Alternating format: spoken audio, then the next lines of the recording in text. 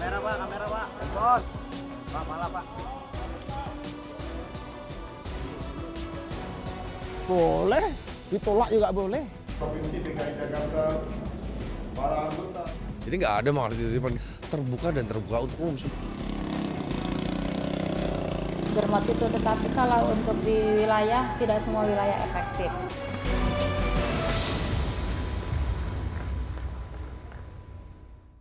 Tumben, cepat beres.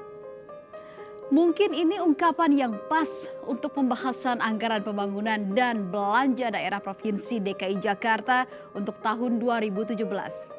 Kondisi ini berbeda dengan tahun-tahun sebelumnya yang kerap diwarnai keributan di ruang rapat DPRD hingga saling sindir di ruang publik.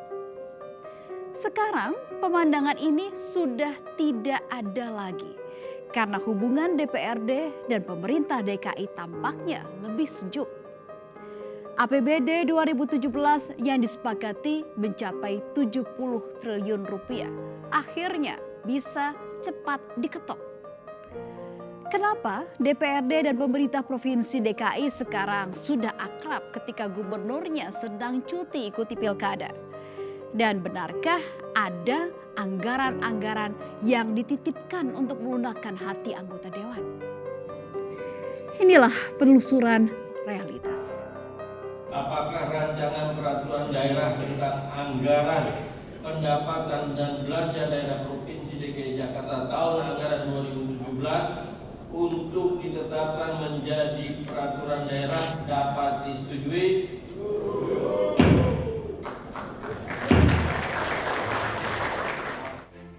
Hanya 76 anggota Dewan DKI Jakarta dari 100 orang hadir dalam pengesahan anggaran pembangunan dan belanja daerah atau APBD 2017. Paripurna anggaran menyetujui duit APBD DKI tahun 2017 menjadi 70 triliun rupiah. Pembahasan APBD tahun ini terbilang tepat waktu dan lancar tanpa konflik.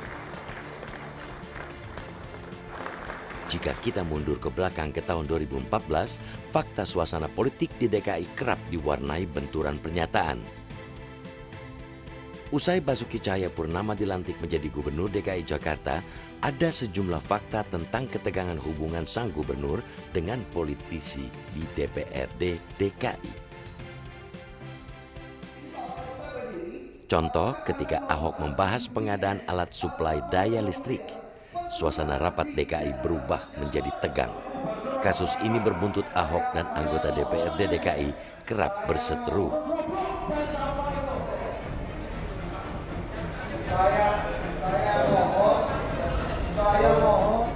Adegan berseteru ini memakan korban. Pembahasan APBD DKI pada tahun 2015 tidak selesai. Pemerintah pusat mencoba menengahi sehingga pemerintah Provinsi DKI harus memakai anggaran tahun sebelumnya. Konflik Ahok dan DPRD DKI mendingin ketika Ahok cuti kampanye Pilkada 2017. Posisi Ahok digantikan oleh Direktur Jenderal Otonomi Daerah Kemendagri Sumarsono sebagai pelaksana tugas Gubernur DKI. Sumarsono menggantikan Ahok dalam rentang waktu 28 Oktober 2016 hingga 11 Februari 2017. Inilah Ahok.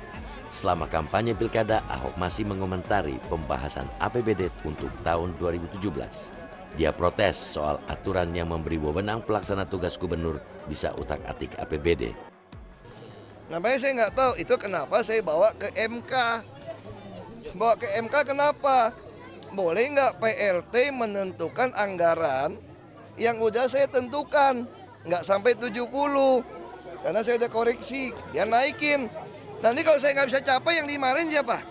Saya. Sumarsono acuh tak acuh dengan protes Ahok soal kewenangannya dalam pengesahan APBD 2017. Sumarsono bekerja dengan dukungan Peraturan Menteri Dalam Negeri Nomor 74 Tahun 2016. Dalam kesempatan di DPR ini, Mendagri mempertahankan kewenangan PLT Gubernur DKI agar APBD DKI lancar. Pak Soni atau pertimbangannya apa Pak? Sampai dibikin sedemikian Udah rupa? baca belum? Sudah, itu pertimbangannya seperti apa Pak?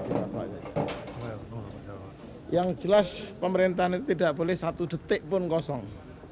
Oke? Ketika cuti 2 tahun negara ditetapkan, perlu ada sebuah peraturan yang memastikan bahwa pemerintahan itu tidak boleh kosong. Itu pertemuan pertama kali. Dan karena yang diatur adalah pelaksana tugas, bedanya dengan penjabat, kalau pelaksana tugas, ya intinya mengisi kekosongannya dengan tugas-tugas tertentu. Nah kebetulan bulan-bulan itu adalah bulan-bulan APBD, bulan-bulan OPD.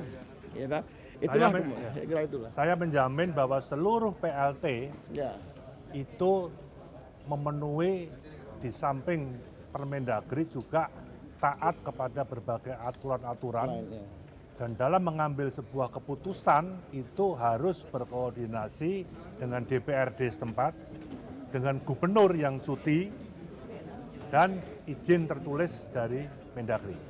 Sumarsono memilih untuk bergerak cepat mengawal pembahasan anggaran. Video pembahasan anggaran di Satuan Kerja Dinas dia publikasi melalui channel YouTube. Dan DPR minta saya hadir, walaupun sebentar untuk berkenalan dengan Banggar, dan saya sudah sanggup. Saya akan hadir dan berkenalan dengan Banggar, supaya komunikasi interaktif antara pemerintah provinsi dengan DPRD bisa berjalan dengan baik. Saya kira itu yang harus kita lakukan, tidak perlu kita merasa eksekutif lebih daripada DPRD dan sebagainya. Langkah tancap K. Sumarsono dalam pembahasan APBD DKI 2017 berhasil menaikkan sejumlah biaya belanja. Beberapa biaya yang naik itu antara lain biaya pembebasan lahan, biaya pengadaan alat kebersihan, dan pengairan. Kenaikan ini tanpa ada ketegangan pemerintah Provinsi DKI dengan DPRD DKI. Kuncinya ada di cara pendekatan Sumarsono yang didapuk sebagai pelaksana tugas Gubernur DKI. Jelas, 1 jadwal. Kalau ini terlambat Desember, kita kena punishment. DPRD juga nggak ikut digaji itu. Sehingga dia punya motivasi makin cepat makin baik. Tidak kena punishment, 1. Yang kedua, prosesnya cepat itu soal waktu kerja. Mungkin kalau dulu agak malas-malas, seminggu sekali rapat paripurna malas, ini bisa paripurna seminggu 2 kali, 3 kali. Karena memang dorongan saya, permohonan saya secara khusus, tolonglah dipercepat. Berilah contoh APBD Jakarta ini by proses menjadi contoh untuk nasional. Pembahasan anggaran DKI seolah tanpa perdebatan, berjalan cepat dan mulus. Bahkan DPRD DKI kabarnya bisa leluasa memasukkan aspirasi mereka. Salah satu prioritas anggaran adalah mengurus sampah ibu kota. Benarkah ada yang bermain-main dengan pengadaan alat kebersihan di menit-menit terakhir pembahasan anggaran? Realitas segera kembali.